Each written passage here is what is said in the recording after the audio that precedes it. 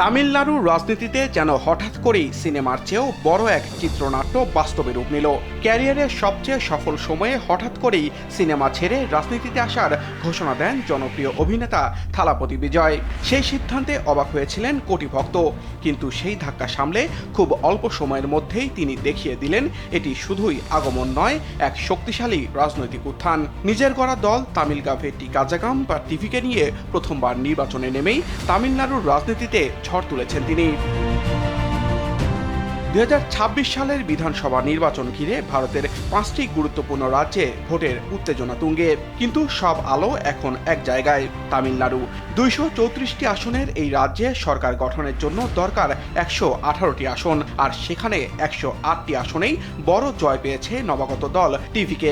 ভাবা যায় ডিএমকে ও এআইএডিএমকে এর মতো পুরনো শক্তিকে পেছনে ফেলে এমন উত্থান এ যেন এক রাজনৈতিক ভূমিকম্প। এতদিন তামিলনাড়ুর রাজনীতি ছিল মূলত দুই দলের দখলে।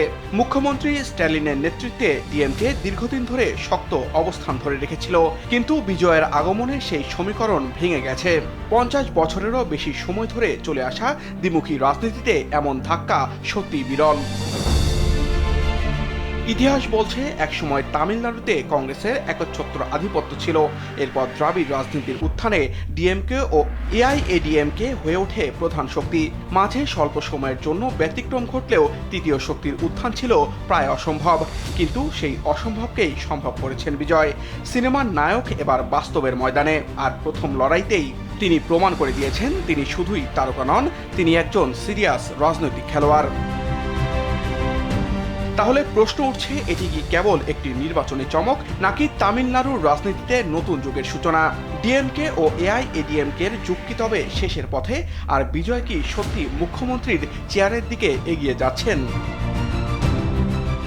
একটি বিষয় স্পষ্ট, এই নির্বাচন শুধু সরকার পরিবর্তনের নয়, এটি একটি যুগ পরিবর্তনের ইঙ্গিত, আর সেই পরিবর্তনের কেন্দ্রেই রয়েছেন থালাপতি বিজয়। সামিউল শিহাব, RTV।